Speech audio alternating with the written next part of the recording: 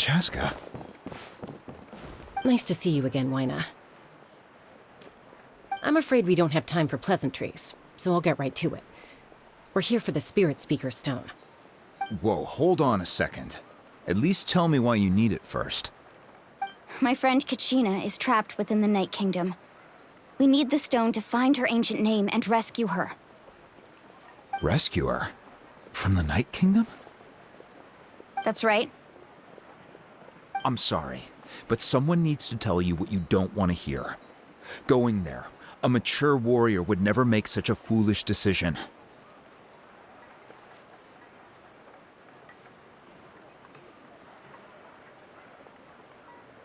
The nature of battle is unpredictable. You never know how it's going to end. Losing a friend is tragic, but when that happens, the best thing you can do is focus on how to prevent further casualties. I appreciate what you're trying to say, Chief Wyna. But if the price of maturity is abandoning a friend in need, I'll choose foolishness any day. If Kachina's still holding on, then so will I. I thought you might say that. Is something wrong, Wyna? This doesn't seem like you. Life isn't complete without taking risks. That's always been your mantra. It's nothing. The Night Kingdom is a dangerous place. Can't blame me for checking if you were up to the task. If you're that determined, far be it from me to stop you. Here's the stone.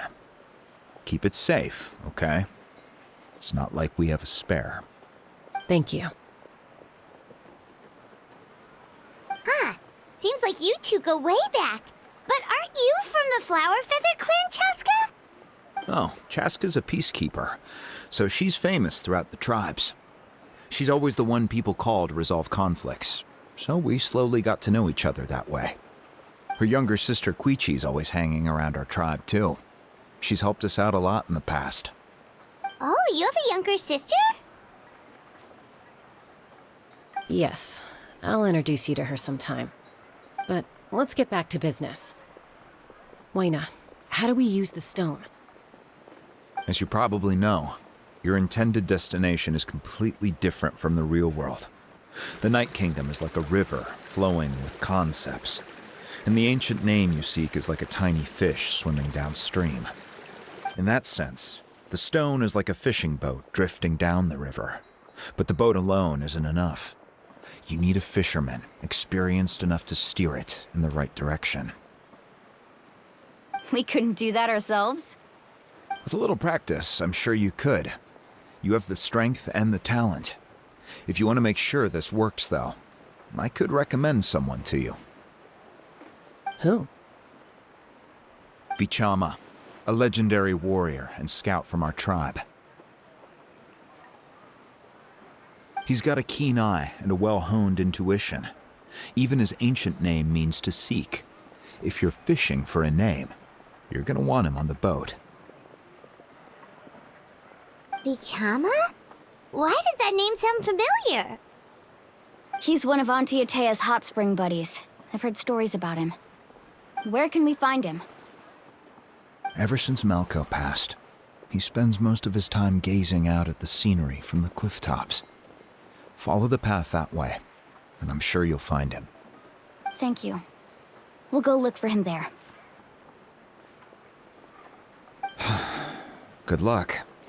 I hope everything goes well.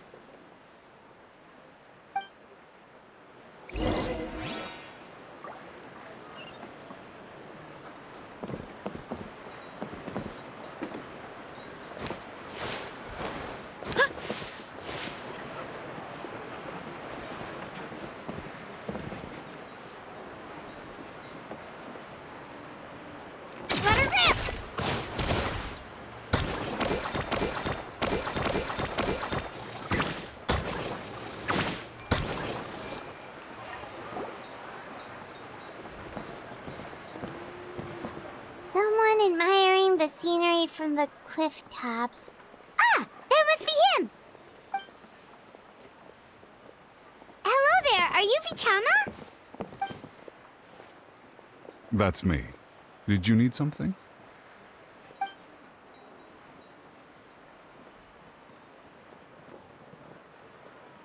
What? You're saying you can bring someone back from the Night Kingdom? How is that even possible? No, if you really think about it, anything's possible in that kind of place. But that would mean... Are you okay? You don't look so good. Everything's fine. I'll help you, but I do have a small request. After I help you find Kachina's ancient name, I want to use the stone to look for my friends as well. Your friend? Oh, why not mention someone named Malco? Is that who you're talking about? Yes, but I'd rather not get into it if it's all the same to you. That's not a problem. We agree to your request. Yeah. Since you're helping us find Kachina's ancient name, it's only right that we return the favor. Then we're agreed. Can I have a look at the stone?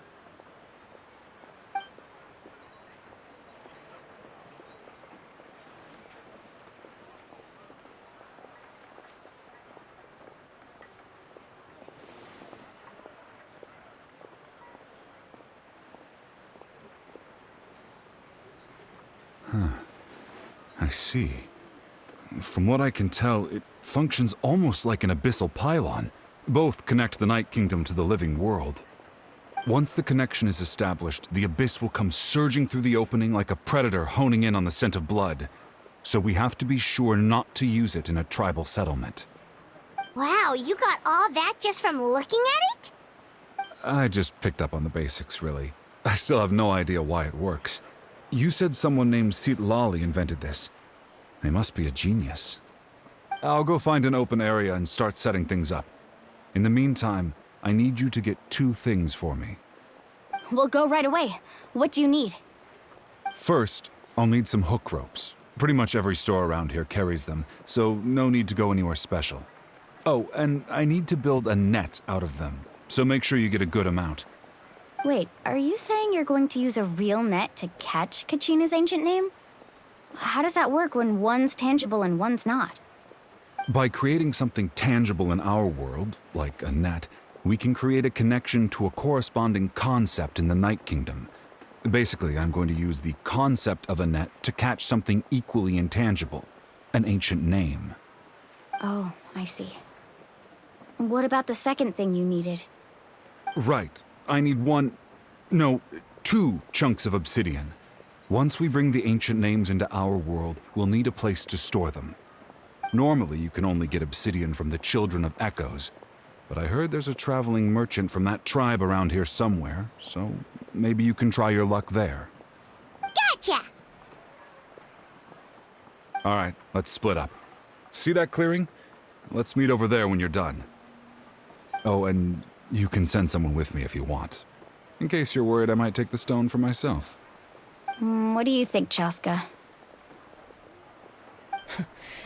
There's no need.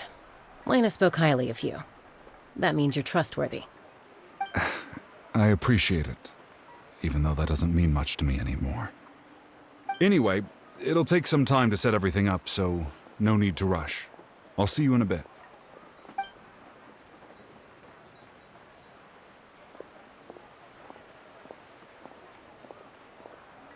What an odd guy. He seems so defeated, but also really invested in the stone at the same time. I don't have any more insight than you, Paimon. Let's just focus on the preparations for now. Hang on, Kachina. We're coming for you.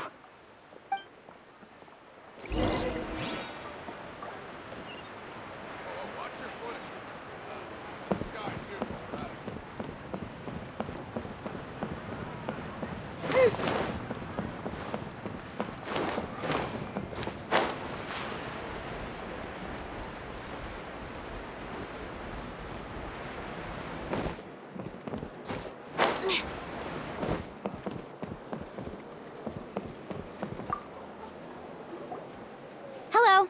Do you have any hook ropes for sale? Hook ropes? As in rock climbing equipment? Yes. How much for your whole stock? Oh, the whole thing? Let me see. That would be 30,000 mora in total. Deal? Deal. Wait, really? What, you want me to drive down the price? We just need these as fast as possible. Thanks. Oh, no problem at all. I'll even pass along some information on the house. These ropes are usually used by rock climbing enthusiasts. If you want to learn, Roka's the person you want to ask. All right, that's everything. Here you go. Now we need the obsidian. Let's go talk to the traveling merchant Bichama mentioned.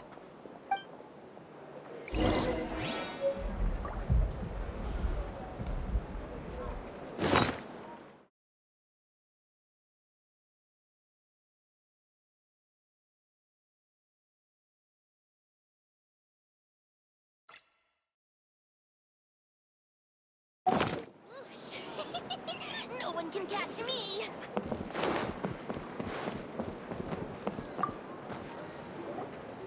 Excuse me, do you sell obsidian? Why, yes. I've got a chunk for sale right over there. Perfect. Is that the only one, though? We actually need two. That might be tough. Tell you what, I'll take a look through these boxes over here and we'll see what we can find. Thank you so much. We'll wait here.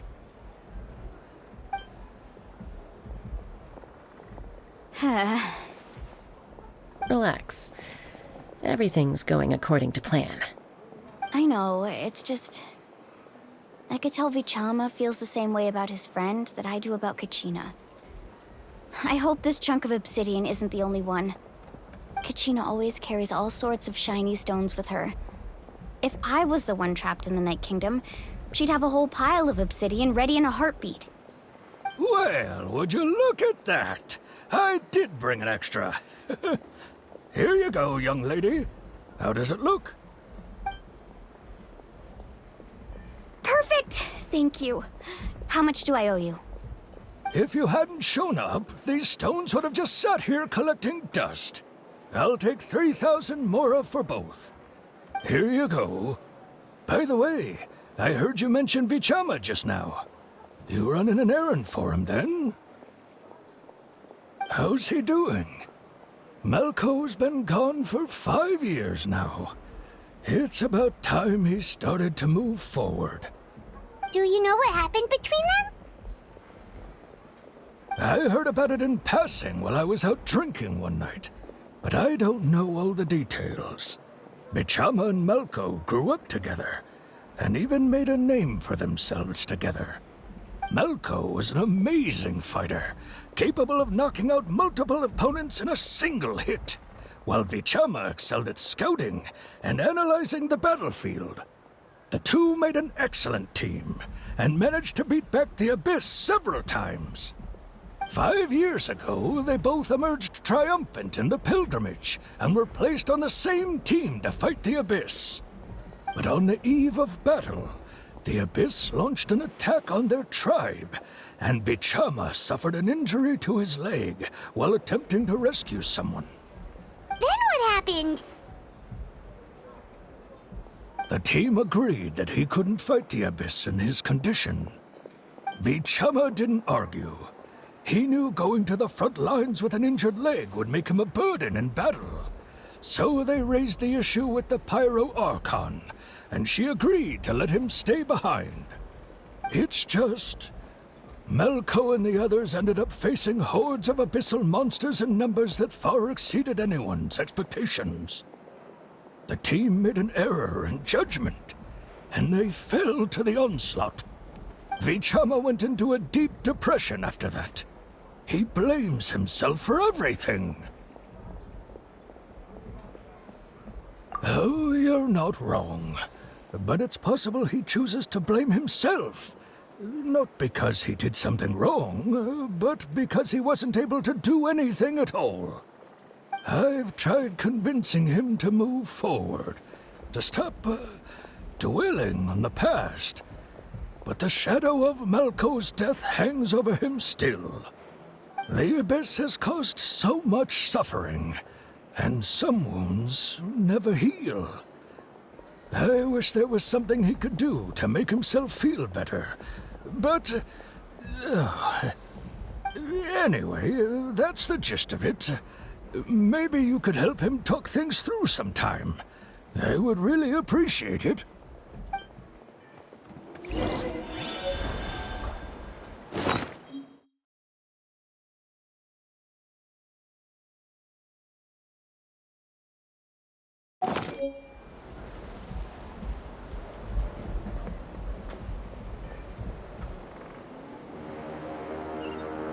I can do it.